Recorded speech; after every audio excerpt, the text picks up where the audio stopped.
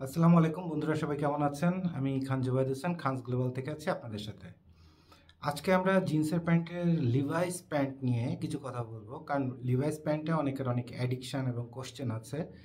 তো আগে অলরেডি একটা আমরা টিউটোরিয়াল অথবা ট্রেনিং দিয়ে দিয়েছি। আজকে প্র্যাকটিক্যালি আপনাকে একটা ট্রেনিং অথবা টিউটোরিয়াল দিয়ে দিচ্ছি আমার উপর ভিত্তি করে। কারণ যারা আপনার যারা আপনার প্রচণ্ড খুঁতখুঁতে টাইপের মানুষ, তারা যখন বায়ার হয় এবং একটা প্রোডাক্ট কিনতে চায়, তখন ঝামেলাটা বেঁধে যায়। তখন সে তার বডি অনুযায়ী কোনো একটা প্যান্ট পরে মজা পাইছিল, কোনো একটা স্টাইল পরে মজা পাইছিল, সে অনুযায়ী সে চিন্তা করতে থাকে যে এই সেম মালটা আমি বানাতে চাই।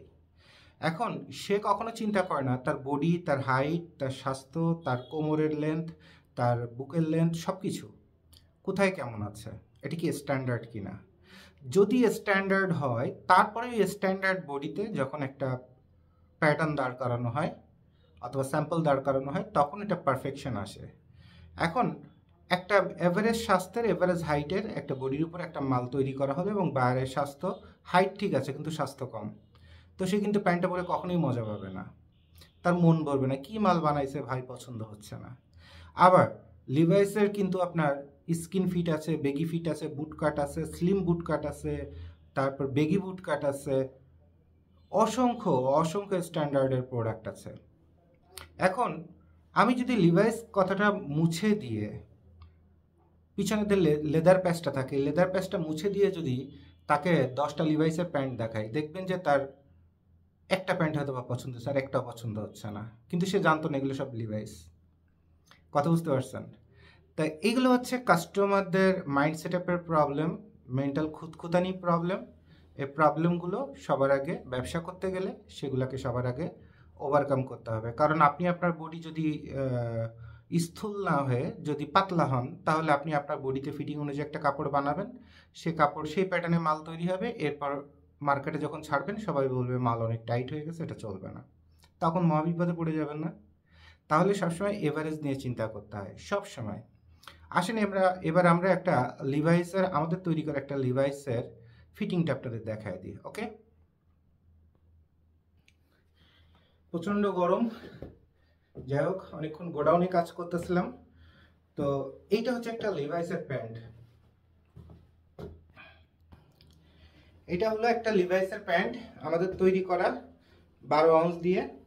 ওকে, তো এই যে প্যান্টটা আমি পরে আছি, এই প্যান্টটা কি প্যাটার্নে আছে? এটা স্ট্রেট কাট প্যাটার্নে আছে। স্ট্রেট কাটটা যাতে বুঝতে সুবিধা হয় এই জন্য আমি নিচে একটু ভাঁজ করে রাখছি লেন্থের কারণে। হ্যাঁ, তো এটা যদি আমি ছেড়ে দিই বুঝতে পারবেন যে এটা আপনার স্ট্রেট কাট প্যান্ট আছে। অর্থাৎ অফিস আদালত, ঘোরাফেরা, চলাফেরা সব কিছুর জন্য, এবং যাদের একটু ভুড়িয়ে হয়ে যায় তাদের কিন্তু এই প্যান্টটা মানায়। কারণ এই প্যান্টটা যখন অনেক বেশি ন্যারো শেপ হয়ে যাবে আর আপনার এখানে একটা ভুড়ি হয়ে যাবে, একটা বয়স হয়ে যাবে, তখন আপনাকে কার্টুন কার্টুন দেখা যাবে। তো একটা বয়সের পরে 30-35 এর পরে অথবা একটু স্বাস্থ্য হয়ে গেলে নিয়ম হলো প্যান্টটা নিচের দিকে একটু ঢিলা পড়া, এবং বোট কাট, স্লিম বোট কাট, রিল্যাক্স বোট কাট, তারপরে বেগি প্যান্টগুলা আসছেই হচ্ছে যাদের শরীর বেশি ভারী তাদের জন্য। আর যাদের পেট নাই, চর্বি নাই, তাদের জন্য স্কিন ফিটটা দেখতে সুন্দর লাগে। এখন লিভাইসের প্যান্টের সব থেকে বড় অ্যাডিকশনটা কি? সব থেকে বড় অ্যাডিকশন কি? সবগুলো প্যান্টেই এই জায়গাটা দেখেন, আমেরিকান ইগলে এখানে যদি হতো তাহলে আরো 2 আঙ্গুল করে বাড়ানো থাকতো, একটু রিল্যাক্স, অর্থাৎ চলাফেরা, পাটা এগুলো রাখার জন্য রিল্যাক্স। আর এটা যদি রুকিজ হইতো তাহলে আরো রিল্যাক্স হতো, এতটা রিল্যাক্স হতো, তখন কি হতো? তখন এটা আরো বেশি রিল্যাক্স হতো। এটা কিন্তু একটু টান খাচ্ছে, বোধহয় টের পাচ্ছেন, একটু স্টিচ আছে তারপরেও টান খাচ্ছে। আর বডিটা যখন স্লিম ফিট বানানো হয় আর এই টানটা খায়, এই কারণেই স্টিচ ডেনিমের আবিষ্কার হয়েছে, যাতে টানটা খেলেও পাটা ফেলতে সমস্যা না হয়, কিন্তু যখন সোজা হয়ে দাঁড়াবো তখন জিনিসটা যেন একদম এভাবে টাইট হয়ে যেন আটকে থাকে। আর ওই কারণেই স্টিচ ফেব্রিক্সের জন্ম। ক্লিয়ার? আচ্ছা, এবার আসেন, আমি যে পরে আছি, আমার পায়ের স্বাস্থ্য, ভুঁড়ি বাদ দিয়ে পায়ের স্বাস্থ্যটা এভারেজ, পায়ের স্বাস্থ্যটা এভারেজ। তাহলে এবার আমি যদি সাইড থেকে দেখি, তাহলে আমার এই যে ফিটিংটা আছে এটা আমার থাই যতটুকুন তার থেকে সামান্য এই যে এইটুকুন এক্সট্রা আছে, যেটা আমার চলাফেরার জন্য 2% স্প্যান্ডেক্সে আমার জন্য কমফোর্টেবল। এবার কথা হলো যে পুরুষ মানুষের হিপ, আমার হিপটা ফ্ল্যাট টাইপের, কিন্তু পুরুষ মানুষ সবসময় হিপটা উঁচু করতে পছন্দ করে। তো অনেকে দেখা যায় ভিতরে ডাবল আন্ডারওয়্যার পরে, অনেকে পকেটের মধ্যে অনেক বেশি পরিমাণ মালামাল রাখে, কাগজপত্র অথবা ডাবল মানি ব্যাগের মতো রেখে জায়গাটা উঁচু করার চেষ্টা করে, কারণ এটা চিন্তা করা হয় যে হিপটা যদি সুন্দর হয় তাহলে একটা মানুষকে দেখতে সুন্দর লাগে। আরবিয়ান কান্ট্রিগুলোতে আপনি দেখছেন মেয়েরা সার্জারি করে পর্যন্ত হিপ হাই করে, হাই প্রাইস লেডি হওয়ার জন্য। তাহলে আমরা একটা হচ্ছে এই কোমর বরাবর নাভি বরাবর প্যান্ট পরা, আর একটা হচ্ছে আমরা যারা প্যান্ট পরি এভাবে রিল্যাক্সে প্যান্ট পরি, নিচের দিকে কোমরের কাছে প্যান্ট পরি, নাভি বরাবর না পরে, ঠিক আছে? কিন্তু একটা প্যান্ট কিন্তু সবসময় নাভি বরাবর ধরেই মেজারমেন্ট করে তৈরি করা হয়। খুব মন দিয়ে কথাগুলো বুঝেন, প্যান্টটা সবসময় তৈরি করা হয় নাভি বরাবর।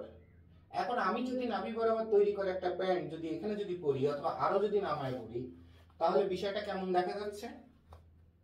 এই জায়গাটা ঝুলে থাকতেছে, এই জায়গাটা ঝুলে থাকতেছে, এবং এই জায়গাটাই তখন দেখতে প্রচন্ড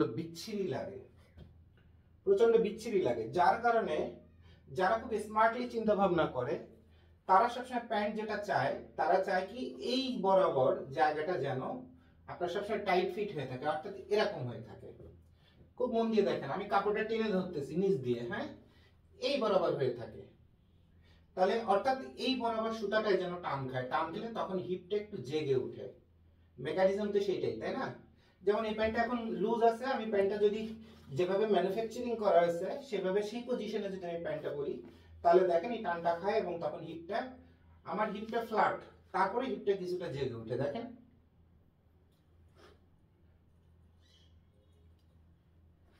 তাহলে একটা লিভাইস প্যান্টের সবচেয়ে বড় বৈশিষ্ট্য এবং আনন্দ যেটা, সেটা হচ্ছে সে এই হিপটাকে, এই লাইনটাকে টেনে ধরে, এই জয়েন্টটাকে, অর্থাৎ ব্যাক রেইজ যেটা, ব্যাক রেইজটাকে শর্ট করা থাকে। আর যখন শর্ট করা থাকে তখন কি হয়? তখন এই জায়গাটা একটা টান পড়ে, আর টান পড়লে তখন হিপটা জেগে ওঠে। আর এইটুকুনি হচ্ছে সিম্পল লিভাইসের মেকানিজম, ঠিক আছে? সিম্পল লিভাইসের মেকানিজম হচ্ছে এইটা। তাহলে লিভাইস নিয়ে অনেকের অনেক মাথা ব্যথা, অনেক যন্ত্রণা, মাথা যন্ত্রণা, অনেক কিছু আছে যে ভাই আমার এই প্যান্ট বানালে কি এরকম ফিটিং হবে, এরকম সুন্দর হবে, এই পকেটগুলা কি এরকম একদম সুন্দরভাবে এরকম টান টান হয়ে থাকবে। এই সব খেলাটাই খেলবে শুধুমাত্র এই ব্যাক রেসটা, আর কিছুই না। আর লিভাইসের প্যান্টের ঝুল সবসময় কম হয়। আমেরিকান ইগল হলে এটা এতটুকুন হইতো, তারপরে আপনার রুকিজ হলে আরেকটু বেশি হইতো, লিভাইস হলে এটা চেপে যাবে, তারপরে এটা যদি লিভাইস, তারপরে হচ্ছে আপনার ল্যাংরার যদি হয় চেপে যাবে। আর এখন যেভাবে আছে সেটা হচ্ছে লিভাইসেরই একটা মডেল, সে অনুযায়ী আছে। দেখেন প্যান্টের হাইট যদি আমি যদি ছেড়ে দিই,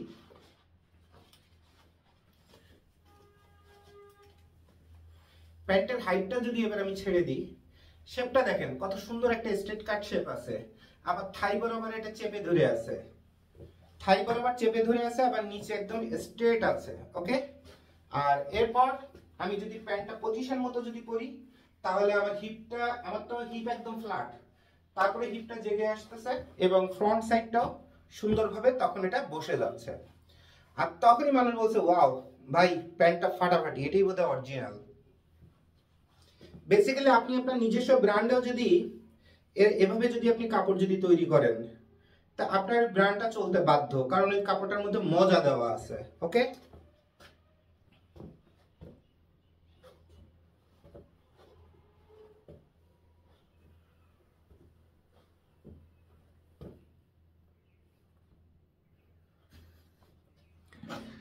তাহলে বন্ধুরা, সীমাহীন গরম, তাহলে বন্ধুরা আপনারা কি বুঝলেন? এটা বুঝলেন যে একটা লিভাইসের প্যান্ট অথবা জিন্সের প্যান্টের ফিটিংস একটা বিষয় আর রিল্যাক্স আর একটা বিষয়। তো ফিটিংসটা যদি আপনাকে জানতে, বুঝতে এবং শিখতে হয়, তাহলে এই ভিডিওটা ফার্স্ট টু লাস্ট আপনাকে জানতে হবে। আপনার ম্যানুফ্যাকচারার যে, তাকেও এই ভিডিওটা শেয়ার করতে হবে, কারণ যারা প্যাটার্ন মাস্টাররা গণদরে প্যাটার্ন তৈরি করে, গ্রামাটিক্যাল শিক্ষা দিয়ে মাল তৈরি করে, কিন্তু ওটার মধ্যে ব্রেন খাটায় না। ওই হাতে একটা গ্রেডিং স্কেল থাকে, ওই খালি গ্রেডিং স্কেলের কার্ভ ধরে ধরে পেন্সিল টানতে শিখছে। এরপরে কোনো মতো গুতায় গাতে একটু অটোক্যাড সফটওয়্যারে যদি টুকটাক কাজ শিখছে, তাহলে ওই ক্যাডের মাস্টার হয়ে গেছে, বেতন দিতে হবে 60,000। কিন্তু মালের মজা কি সেটা শেখে নাই।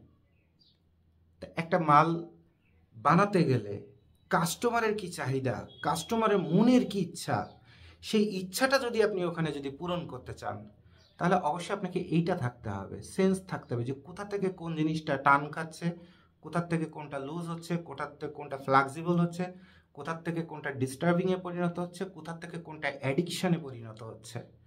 আর অ্যাডিকশনই হচ্ছে পৃথিবীর সবচেয়ে গুরুত্বপূর্ণ জিনিস। কারণ জীবন ধ্বংস হয়ে যাবে যেন মানুষ বাংলাদেশে টেকনাফের থেকে হুজুর সেজে, ওই পঞ্চগড়ের থেকে হুজুর সেজে দাড়ি টুপি রেখে টেকনাফে যে ইয়াবা পলিথিন দিয়ে পেঁচায় খেয়ে আবার পঞ্চগড়ে এসে টয়লেট করে বের করে সেটা বিক্রি করতেছে এবং নিজে সেবন করতেছে। তাহলে অ্যাডিকশনের জন্য মানুষ কোন লেভেলে পাগল হয়ে যায়। অ্যাডিকশন শব্দটাই হচ্ছে মাতাল হয়ে যাওয়া। তো আপনি যখন একটা কাপড় ডেভেলপ করবেন, অথবা কাপড় নিয়ে চিন্তা করবেন, তার ফ্যাশন নিয়ে চিন্তা করবেন, তার ফ্লেক্সিবিলিটি নিয়ে চিন্তা করবেন, অর্থাৎ সব মিলে যেটাকে বলা হচ্ছে মার্কেটিং। অর্থাৎ এমন একটা প্রোডাক্ট বানাবো যেটা পেয়ে মানুষ ঝাঁপায় পড়বে পাওয়ার জন্য। যেমন একটা মুভি বানায়, মুভির কাহিনীটাই হচ্ছে মার্কেটিং।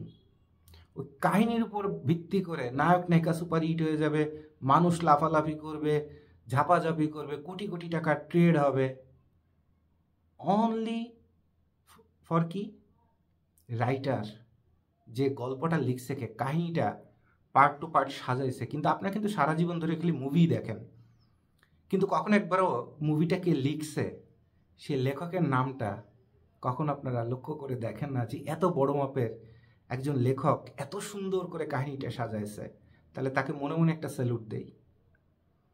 তো এই জিনিসটাই যখন 30 বছর 40 বছর 50 বছর ধরে শত শত মুভি দেখছেন, সে বনি কাপুরের থেকে শুরু করে, তারপরে বাংলাদেশে আনোয়ার সাহেবের থেকে শুরু করে কত জায়গা থেকে কোন নায়কের বাপের নাম কি, ছেলের নাম কি, 14 গোষ্ঠী শুদ্ধ মুখস্থ, কিন্তু একটা ভালো লেখকের অথবা নাট্যকারের নাম আপনি জানেন না। এর অর্থ you are a fucking stupid. অর্থাৎ আপনি খালি ক্রেতা, আপনি খালি দর্শক, কিন্তু আপনাকে দিয়ে বিজনেস হবে না, আপনাকে দিয়ে পৃথিবীতে কোনো কিছু সৃষ্টি হবে না, আপনি খালি খাদক পৃথিবীতে। তাহলে ব্যবসা করতে গেলে আগে ইন্টেলেকচুয়ালিটি গ্রো করতে হবে। আর যখন ইন্টেলেকচুয়ালিটিটা যখন গ্রো হবে, তখন ইউ আর এ সুপারম্যান। আপনি যা করবেন, ওই পীরের তাবিজ লাগবে না, হাতে আংটি পরা লাগবে না, আপনি যা করবেন তাই সুপারহিট। কথা বুঝতে পারছেন? তো আশা করি আমার ভিডিওটা আপনাদের ভালো লেগেছে। দেশে বিদেশে যে যেখানে থাকেন ভিডিওটা দেখবেন, শেয়ার করবেন ভালো লাগলে, যদি কারো উপকার হয়। ওকে, সো সবার জন্য ধন্যবাদ। আর আমরা এই টাইপের প্রোডাক্ট তৈরি করে করে দিচ্ছি সবাইকে। সো আপনার ন্যূনতম অর্ডার হচ্ছে 2000 পিস, 2000 পিসে 4টা ওয়াশ পাবেন। এরপর যদি স্টিচ ফেব্রিক যদি আপনি চান, স্টিচ ফেব্রিক দেওয়া হবে, নন স্টিচ যদি চান সেটা দেওয়া হবে, স্লাব ফেব্রিক যদি চান সেটাও দেওয়া হবে। তাহলে যত রকমের ফেব্রিক চান না কেন কোনো সমস্যা নেই। এরপর 10 আউন্সের থেকে শুরু করে একদম 17 আউন্স পর্যন্ত, সেটাও সমস্যা নেই। এরপর যদি বলেন ভাই আপনাদের সেলাইয়ের মান কি, এটা ওয়াশের আগে একটা সেলাই দেখেন, প্রতিটা সুতার মধ্যে এখনো কিন্তু কমপ্লিট হয় নাই। এই যে ছোট্ট একটা সুতার মাথা একটু বের হয়ে আছে দেখেন, এই যে আমি কিন্তু যা সলিড ঠিক তাই আপনাদের দেখাই, ঠিক আছে? আমার এখানে এডিট কোনো শব্দ নাই, আমি একদম আমি একটা খাস জিনিস। প্রতিটা সেলাই দেখেন, প্রতিটা সেলাইয়ের মান থেকে শুরু করে সব জায়গায় এগুলো সুতা কাটাকাটি করতে হবে, এগুলো কাটাকাটি করতে হবে, করলে এগুলো চমৎকার ফিনিশিং চলে আসবে। তো ওয়াশের আগে একটা সেলাই কেমন হয়, সেলাইয়ের মানগুলো টাক থেকে শুরু করে সব কিছু আপনারা দেখতে পারবেন। আমাদের অফিসে এসেও আপনার স্যাম্পল থেকে শুরু করে একটা বারটেকের কোয়ালিটি কী হয় সব কিছু দেখতে পারবেন। ওকে, তাহলে এই যে ফিনিশিং, এবার ভিতরের স্বচ্ছতা সৌন্দর্য কতটুকুন সব দেখতে পারবেন। এগুলো সুতা কাটাকাটি করলে একদম ক্লিন হয়ে যাবে, এরপর এটা যখন ওয়াশে দেওয়া হবে তখন অসংখ্য রং বের হবে, লাইট কালার, ডিপ কালার, মানে গাঢ় নীল, হালকা নীল, মাঝারি নীল, একদম স্কাই নীল, যেমন এটা স্কাই নীল, এর থেকেও আরও স্কাই করা যায়, মানে হালকা, তারপরে গাঢ় করা যায়, কত রকমের করা যায়। এটা মিডিয়াম, মানে একটু স্কাই থেকে হালকা, মানে ডিপ স্কাই, হ্যাঁ, এরকম অনেক। এরপরে আছে এটাতে আপনার এসিড ওয়াশের ইফেক্ট। এসিড ওয়াশ করলে মালগুলাতে যে ইফেক্ট আসে সেভাবে আপনাদের তৈরি করে দেওয়া যাবে। ওকে, সুন্দর করে ওয়াশ করে আপনাদের তৈরি করে দেওয়া যাবে। এটার এই জায়গাটা ওয়াশে প্রবলেম আছে। ওকে, রিজেক্ট বডি থেকে আপনাদের দেখাচ্ছি। তাহলে এইটুকু জায়গায় যদি আমরা এখন একটু চাপায়ে দিই, দিয়ে এবার সুন্দরভাবে যদি আপনাদের প্রোডাক্টটা যদি দেখাই তাহলে বুঝতে পারবেন হুইস্কারের থেকে শুরু করে সব কিছু কত সুন্দরভাবে ইফেক্টগুলো যাচ্ছে। ঠিক আছে, এটা একটা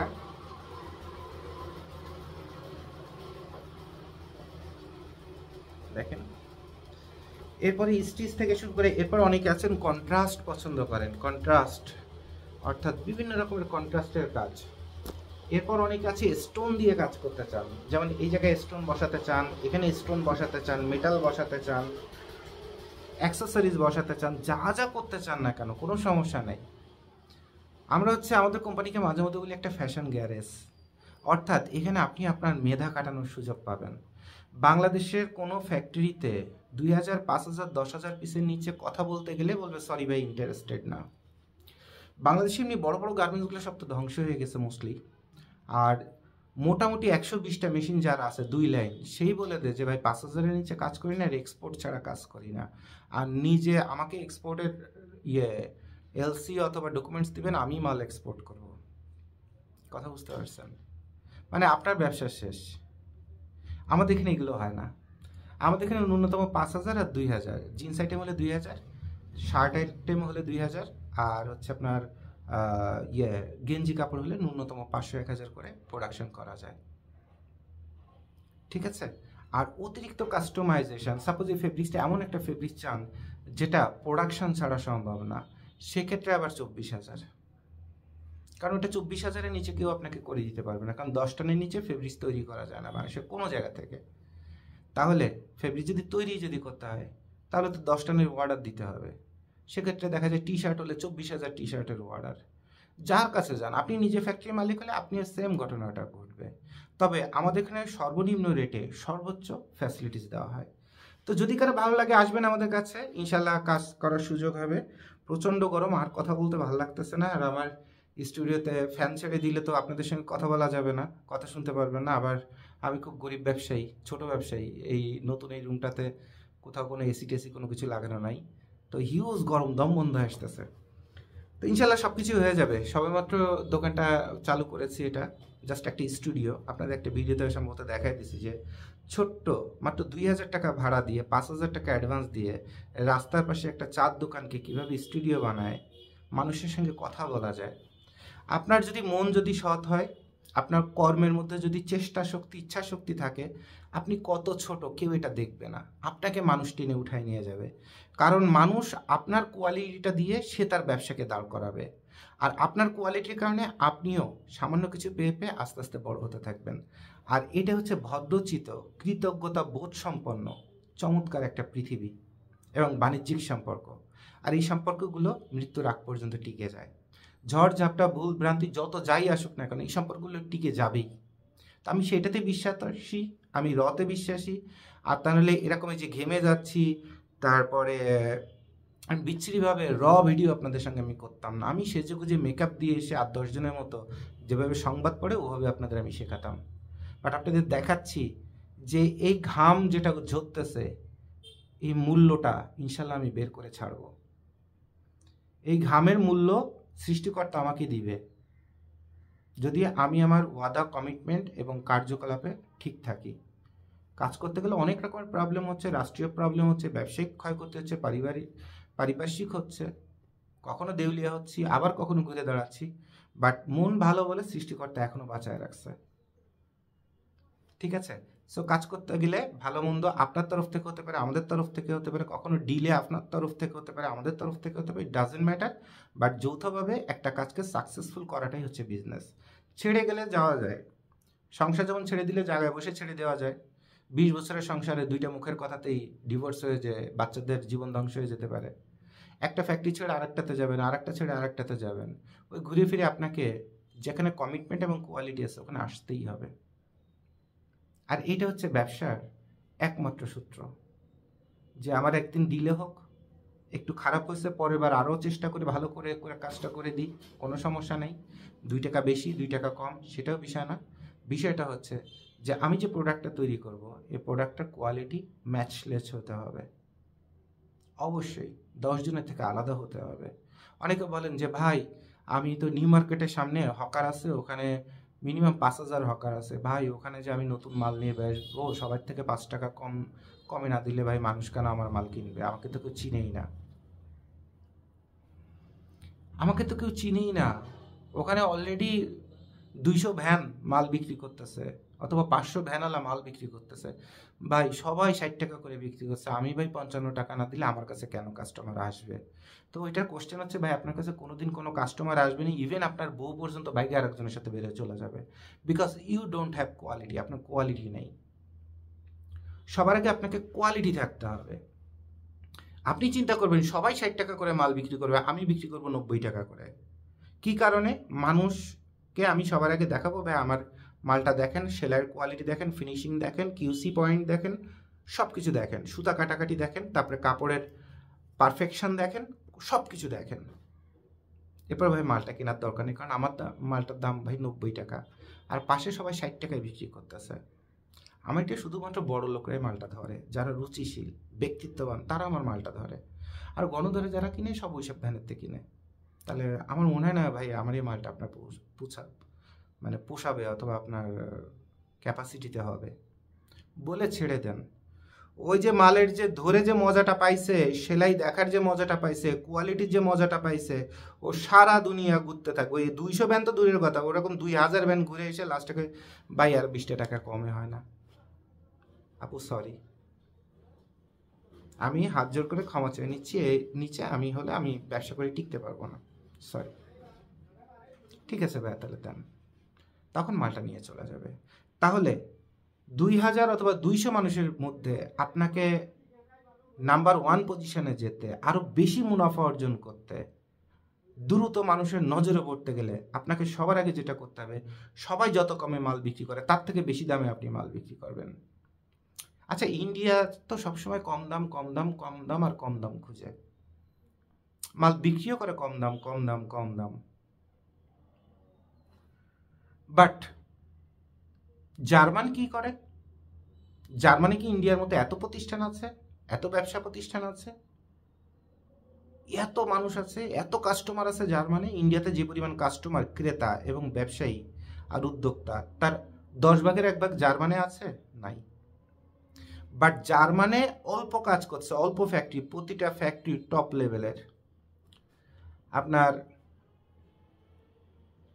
এক একটা বিমান বানাচ্ছে বিলিয়ন ডলারের, এক একটা গাড়ি বানাচ্ছে মিলিয়ন মিলিয়ন ডলারের। মানে তার কাজই একটা, বাংলাদেশে একটা চায়না মোটর পাওয়া যায় কথার কথা 3,000 টাকায়, ইন্ডিয়া থেকে সেটা যদি আসতো তাহলে 4,000 টাকা, জার্মান থেকে সেটা যদি আসে তাহলে সেটার দাম 18,000 টাকা। বাট জার্মানের প্রোডাক্টটা একবার কিনলে 20 বছর চলতেছে, আর চায়নাটা 1 বছরের মধ্যে সেকেন্ড নাই, আর ইন্ডিয়ানটা 2 বছর অথবা 3 বছর সর্বোচ্চ।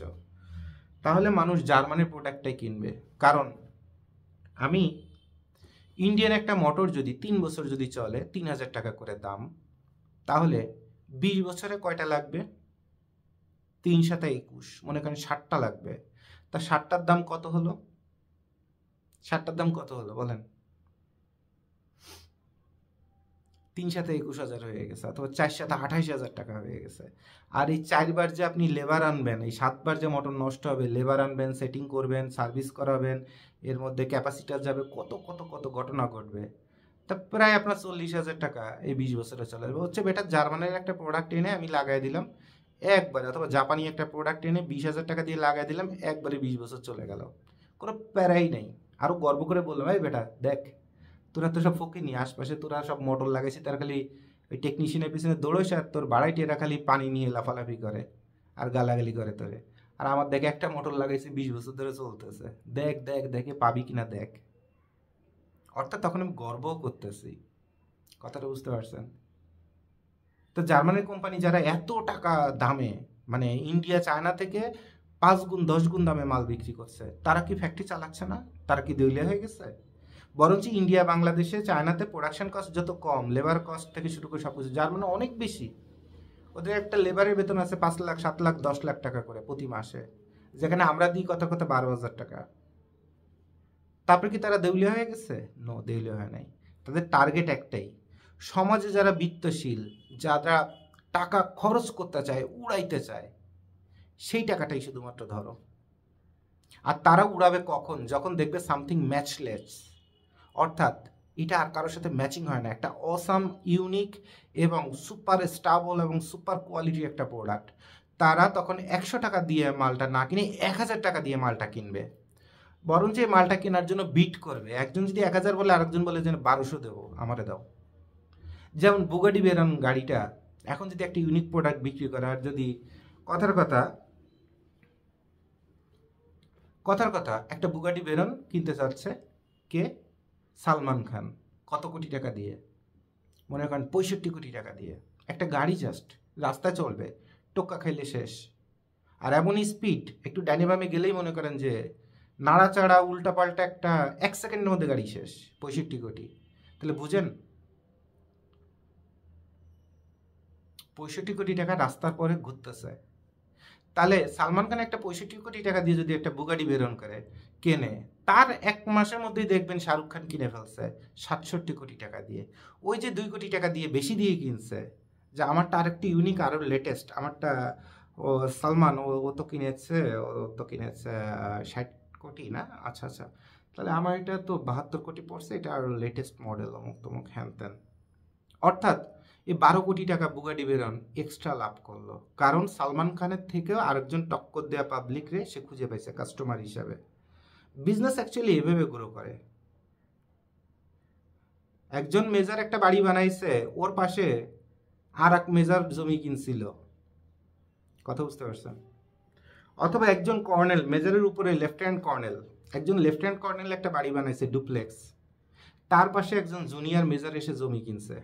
এখন লেফটেন্যান্ট কর্নেল যে বাড়িটা বানাইছে, তার যে সৌন্দর্য, ওর থেকে সৌন্দর্য আরো ভিআইপি করার মতো, দুবাই রাজা বাদশাহ শেখের মতো বাড়ি বানানোর জন্য এই পরের মেজর, জুনিয়র অফিসার, উনি তো লেফটেন্যান্ট কর্নেল আর ইনি হচ্ছে তার জুনিয়র মেজর, এই মেজর লাগলে আরও 10 লাখ বেশি খরচ করবে, 20 লাখ বেশি খরচ করবে, যে উনি তো সিনিয়র।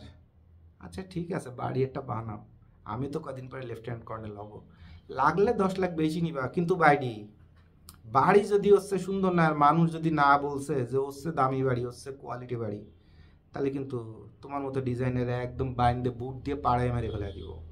টাকা লাগলে টাকা নাও, কিন্তু মানুষ যেন আমারে বড় বলে, আমারে যেন ভিআইপি বলে। তো এই যে প্রফেশনাল জেদাজেদি, সমাজের এই যে বড় হওয়ার জেদাজেদি, আরও বেটার কিছু হওয়ার জেদাজেদি, এটা সব ক্যাটাগরির মানুষের মধ্যে থাকবে। আপনার মধ্যে আছে, আরও 10 জনের মধ্যে আছে, আমার মধ্যে থাকবে, অনেকের মধ্যেই থাকবে, এবং 95% মানুষের মধ্যে থাকবে। আর এটা যার মধ্যে থাকবে না, সে জীবনে কোনোদিন কিছু করতে পারবে না, তার নাম হচ্ছে বাদাম্মা। এখন আমরা এমন একটা বাঙালি জাতিতে পরিণত হয়ে গেছি যে বাদাম্মার ভিডিওই সুপার হিট হয়, মাসে 60-70 লাখ টাকা পারলে কামাই করে অনলাইনের থেকে, আর তার ভিউয়ারের অভাব নাই। যত অরুচিশীল প্রোডাকশনই করুক না কেন, আপনার ওই বাদাম্মার ভিডিও দেখে বাদাম্মাই ঘুরে বেড়াবেন, বাট ইন্টেলেকচুয়াল কোনো কিছু শিখবেন না। আর এইটা হচ্ছে আফসোস। তাহলে জিন্সের প্যান্টের ভিডিওর সাথে সাথে কিন্তু আমি পরিবার শিখাই দিই, গল্প শিখাই দিই, জীবনের গল্প শিখাই, বিজনেস পলিসি শিখাই, মার্কেটিং শিখাই, সেলস শেখাই, শেখাতে তো কোনো কিছু বাকি রাখি না। শুধু আফসোস, আমার একটা ভিডিও বোধহয় আমার ওয়াইফ আর বাচ্চারা জীবনে একটা ভিডিও 5 মিনিটও বোধহয় দেখে নাই। তো বলে না যে দাঁতের ডাক্তারের দাঁতের সমস্যা থাকে আর চোখের ডাক্তারের চোখের সমস্যা থাকে। তো কবে কোন ভিডিওর মধ্যে আমার ওয়াইফকে একটু বলছিলাম যে টাকা পয়সা বেশি খরচ করে, ওইটুকুনি শুধুমাত্র সে দেখছে। দেখার পরের থেকে মনে করেন পারলে আমার বাসা থেকে প্রবাসী বানায় দেওয়ার মতো অবস্থা, বুঝছেন? তো এইগুলোই হচ্ছে আফসোস, এগুলো হচ্ছে কষ্ট।